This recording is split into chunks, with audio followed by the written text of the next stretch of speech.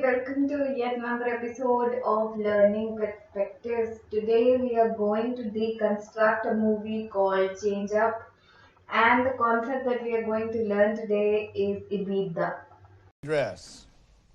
Our back of the envelope analysis shows your P&L to be 2% less than expected, as per the MAC clause. Can I get confirmation that the EBITDA still aligns with comparable? Dave? Dave. Yes, Dave's here. Hey, man. Hey, Oh, I got your thing. Boom. no. Mr. Kinkabi had a question about the EBITDA.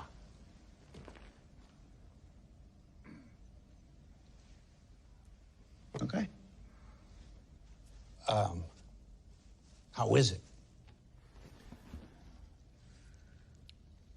Good. Good? What am I saying? EBITDA is bad. Are you saying the premium needs to be adjusted? I didn't say that. Do you hear me say it? No. What about our WACC? Huh? What PPS multiple are you using? What's that? Is the financing still stable? Hang on, guys. Now, the scene that you just saw is showing you a merger and an acquisition taking place, and the lead actor is being asked about Ibiza. Now, there has been some change up, and this actor is not aware of any metric in finance. EBITDA is an acronym, and its full form is earnings before interest, taxes, depreciation, and amortization. EBITDA is a very good metric when it comes to mergers, and hence it is being asked.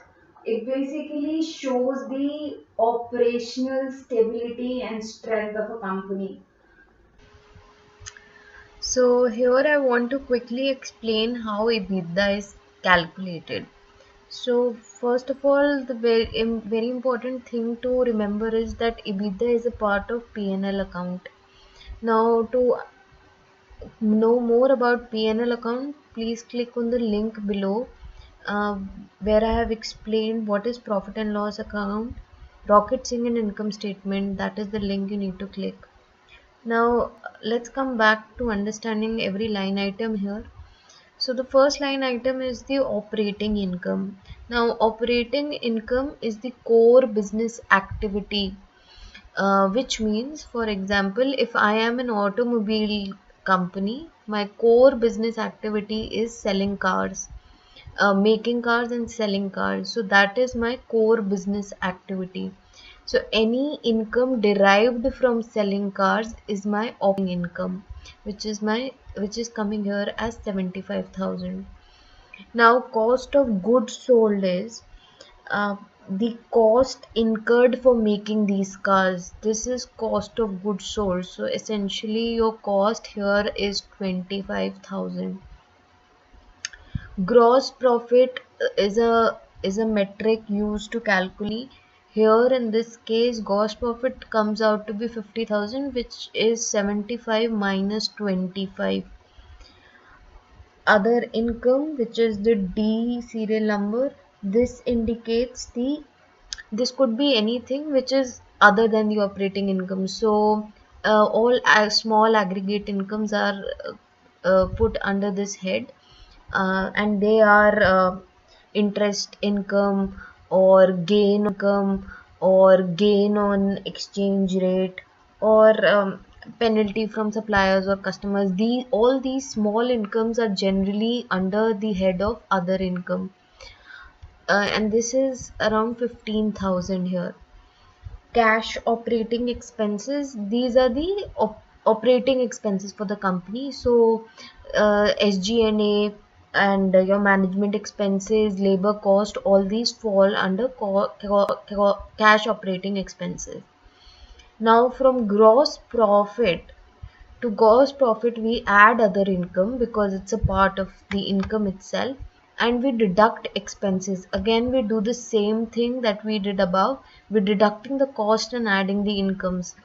So 50,000 plus 15,000 minus 10,000 comes out to be 55,000, which is your EBITDA. So in the F series, we finally have calculated EBITDA, which comes out to 55,000. Now depreciation and amortization. Now this is essentially for another video, but I'll quickly tell you.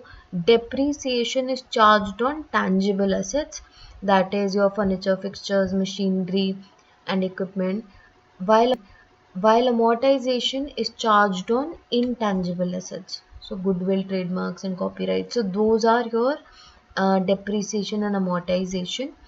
Here it will be deducted. So 55 minus 5, you get 50,000, which is EBIT. Now another important metric, EBIT is earning before interest and taxes, right? So from EBITDA we remove D&A amortization to get EBIT, which is 50,000. Again, earnings which are before interest and taxes. Now when we remove IT from this, which is interest and taxes, we get net income, the most important metric here. Now we can do a reverse calculation as well, so quickly we can do this to make you understand. Net income is 38,000, right? Now taxes given us 7, interest given to us is 5k, and depreciation and amortization is again 5,000. So I am doing just a reverse calculation and adding all back to net income to get EBITDA. Now if you can see here, 55,000 matches up with 55,000. I have just done a reverse calculation. I hope this is clear. Thank you very much for watching. Please like, share and subscribe the video. Thank you.